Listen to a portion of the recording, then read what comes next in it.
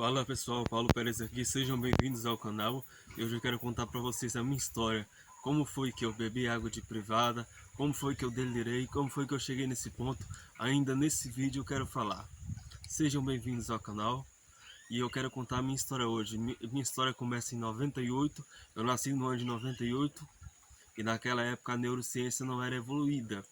Nasci no ano de 98 e mês que vem, em julho, faço 27 anos no dia 7. Então, desde criança eu tinha alguns problemas de memória, de sono e eu também tinha problema de estresse. Se você é criança e tem esses três problemas, você pode ter um transtorno. Então a minha memória era tão fraca que aos 7 anos eu já apresentava problemas de memória. E eu tinha muito problema com estresse também, só que ninguém suspeitava nada porque ninguém tinha a devida informação naquela época, ninguém da minha família tinha. Mas isso nos leva para uma parte muito interessante desse vídeo, que é como eu descobri que eu tinha transtorno. Então pessoal, o ano era 2018, eu estava indo fazer uma visita para minha ex-namorada. E eu lembro que antes disso eu posei na casa da minha avó, e na casa da minha avó eu comecei a sentir um calor no meu cérebro, comecei a sentir muito cansaço cerebral, como se queimasse meu cérebro, mas eu acreditava que era o problema de ceratocone que eu tenho, que é uma doença nas minhas vistas, que por conta de eu forçar meu olho no celular ou lendo alguma coisa, eu sentia essas dores de cabeça. Mas isso de eu sentir um calor no meu cérebro queimando, minha mente cansada, era apenas um indicativo que vinha algo muito ruim por aí. E então cheguei na casa da minha namorada e no segundo dia, mais ou menos, ela recebeu uma mensagem no WhatsApp de um rapaz dizendo te amo para ela.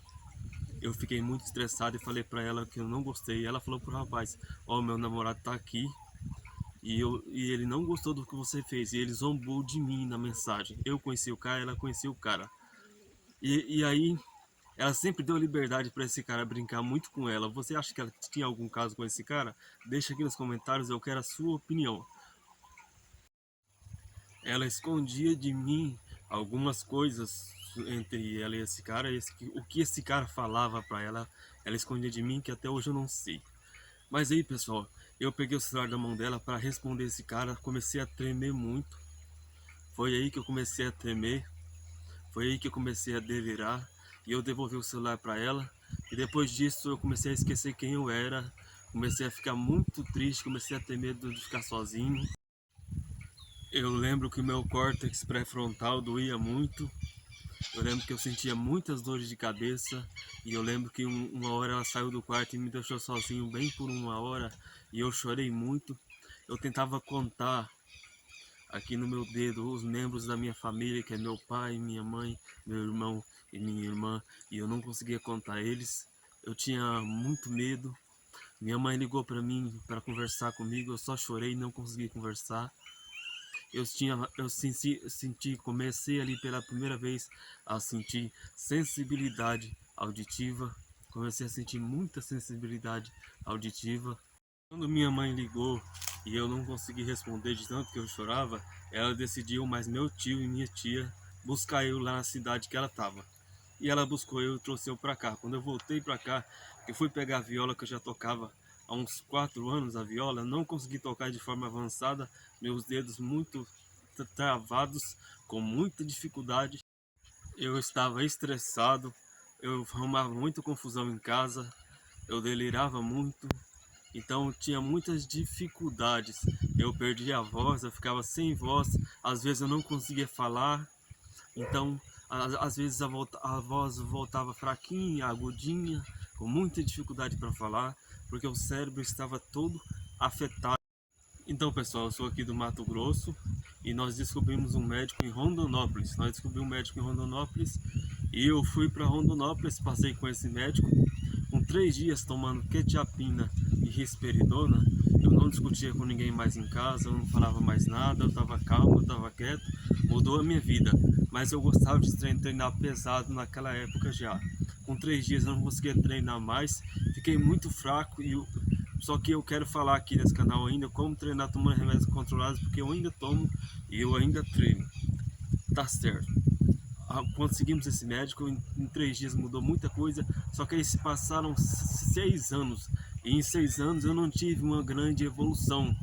Mas aí a gente mudou de médico. Como mudou de médico, eu comecei a me sentir melhor.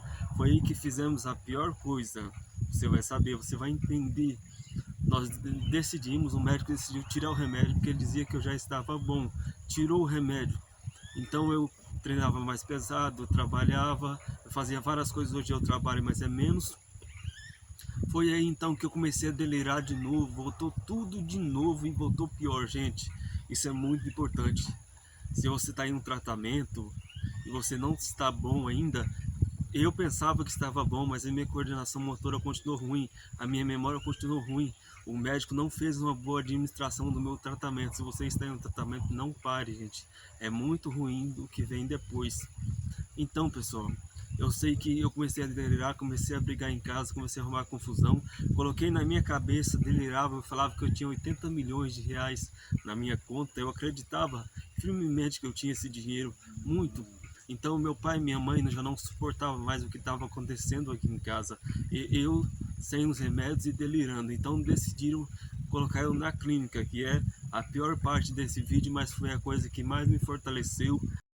Mas antes de eu ir para a clínica, eu jogava minhas coisas fora, porque eu acreditava que tinha que jogar minhas coisas fora para mim comprar coisa nova. Eu gerava boleto de notebook caro, gerava boleto de iPhone caro, e eu acreditava que eu estava comprando aquilo e ia chegar aquilo para mim. Eu acreditava firmemente que eu estava sendo um multimilionário e que o meu dinheiro na minha conta estava multiplicando, mesmo sem ver o dinheiro.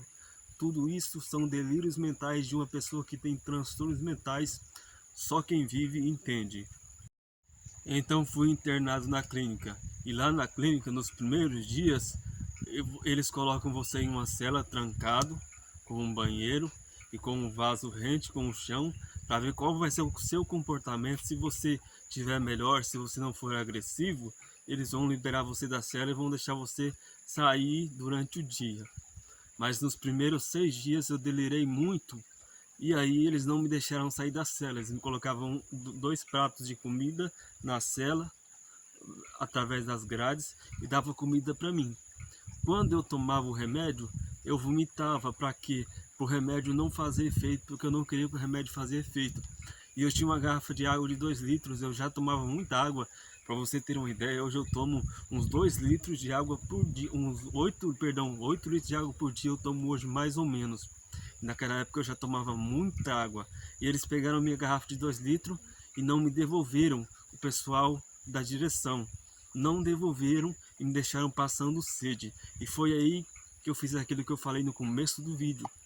Fiquei com muita sede, comecei a secar a boca, e eu não aguento ficar muito tempo sem água. Eu tive que beber água da privada. Tive que me humilhar e beber água da privada, porque foi necessário. A comida lá, pessoal, era péssima. Eu lembro que a comida era muito ruim, eu passava fome. Eu lembro que tinha um guarda que passava iluminando nas celas antes da gente dormir, para conferir se a gente estava na cela. Ele iluminava no meu olho com uma lanterna de bico a laser, e isso perdeu muito da qualidade da minha vista. E hoje a minha vista, eu não consigo chegar ao dedão do meu pé, a unha, para cortar a unha. Eu lembro que um da direção chegou e me perguntou: e os negocinhos que você fumou? Eu não fumava, eu não fumo, eu não bebo cachaça, não bebo refrigerante. Isso me magoou muito. Mas quer saber do melhor? O melhor é que eu saí da clínica, venci a clínica, estou melhor hoje, tomo remédios controlados, estou melhorando dia a dia. E sabe o que é melhor? Que os seus traumas que você tem hoje, Deus um dia pode tirar, e você viver como se nunca tivesse vivido esses traumas. Você viver uma nova história, porque hoje eu vivo uma nova história. A clínica foi importante para mim, mas hoje eu vivo uma nova história. Deus abençoe cada um de vocês. Ficou com uma dúvida? Deixe nos comentários. Tem alguma sugestão de vídeo? Deixe nos comentários. Tem alguma história? Deixa nos comentários. Desde já se inscreve no canal, e Deus abençoe cada um de vocês.